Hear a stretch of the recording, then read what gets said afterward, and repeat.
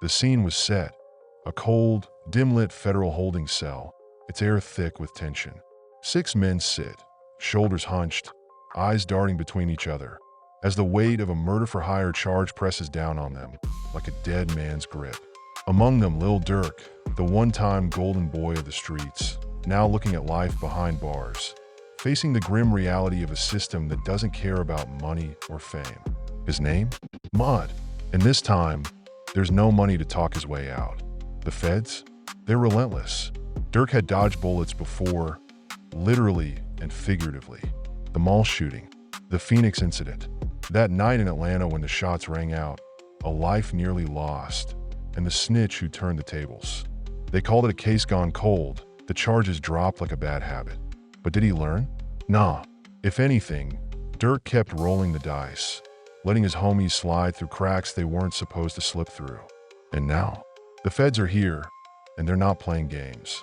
Money might have bought him luxury cars and private jets, but it couldn't buy him freedom this time. They don't care about the stacks of cash or the lawyers lining up to speak for him. They've got him cornered, and this time, money can't talk them out of it. The feds? They don't just arrest you. They break you down, shatter your world piece by piece, like a demolition crew gutting an old building. Every contact you ever made, every move you ever thought was safe, they know it. Every whisper on the street, they've got it. They'll make you so scared you won't even dare to make a call without thinking they're listening. They've got him, they've got his crew, and now they're making their move. Facing life in prison for what they did, Durk and his homies are stuck in a game they can't win. But there's a twist. The feds know how to flip a man. They'll offer a deal, a plea deal. It's like a carrot on a stick.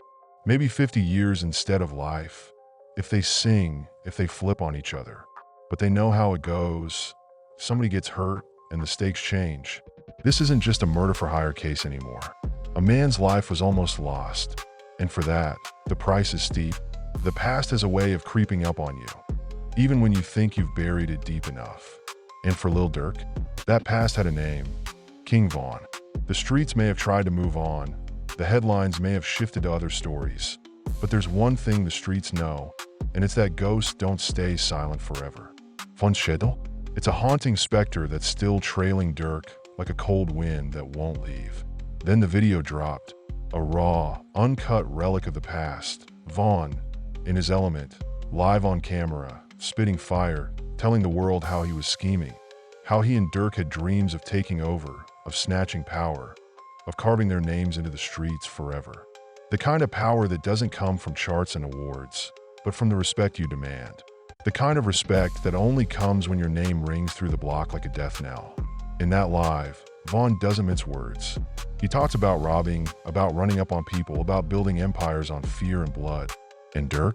He was right there, riding shotgun, no hesitation. Von's plan was simple. Get rich, get respect, and let the streets know who's really in charge.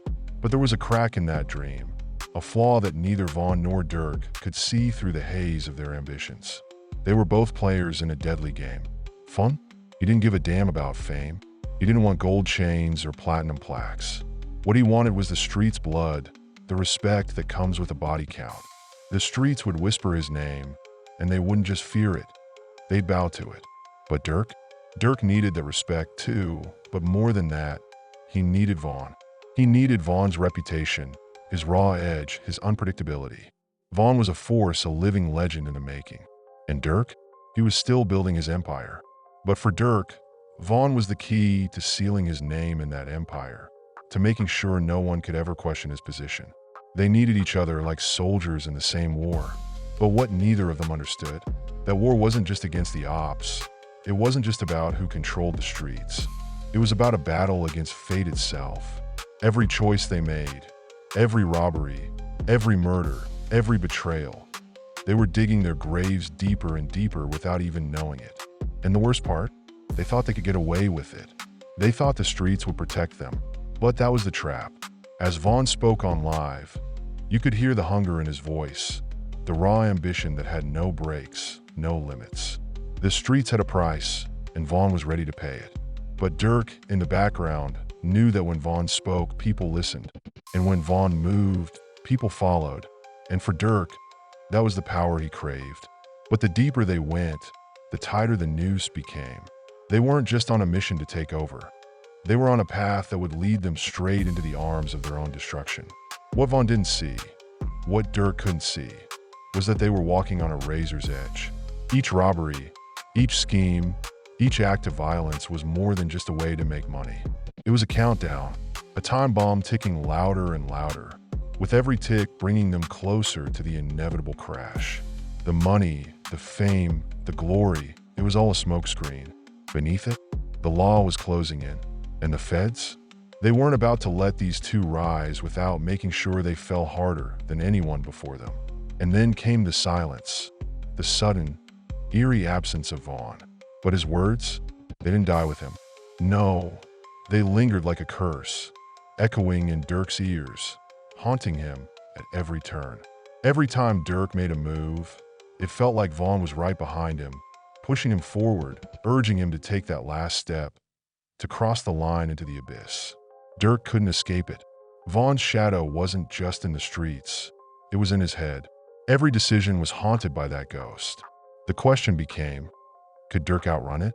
Could he keep the momentum going, keep the fame flowing, without losing himself completely in the darkness that had claimed Vaughn? Or would the choices they made together, the robberies, the betrayals, the bloodshed, finally catch up with him? And the worst part, Durk couldn't outrun it. He couldn't escape what he'd done. Vaughn had shown him the way, led him down a path that was never going to end well. And now, as the feds closed in, as the charges piled up, Durk had to face the one thing that no amount of money, no lawyer, and no street cred could ever fix. The ghost of King Vaughn wasn't just a memory. It was a living nightmare, haunting him, reminding him that the price of their ambitions wasn't just their lives. It was their souls. The robbery in Atlanta, that was Vaughn's move. But Durk, he was there, neck deep, like a flunky doing the dirty work, texting people to cover up his tracks. Don't use my card. That text? That might be the one that buries him. That could be the one that's the nail in his coffin, the slip-up that gets him caught in the web. But who's gonna crack first? Who's gonna turn on who when the feds come knocking? They're all in this mess together, but you never know who's got a finger itching for the tell-all. And the rest of the crew? They're expendable, hired guns to do the job and then fade into the shadows.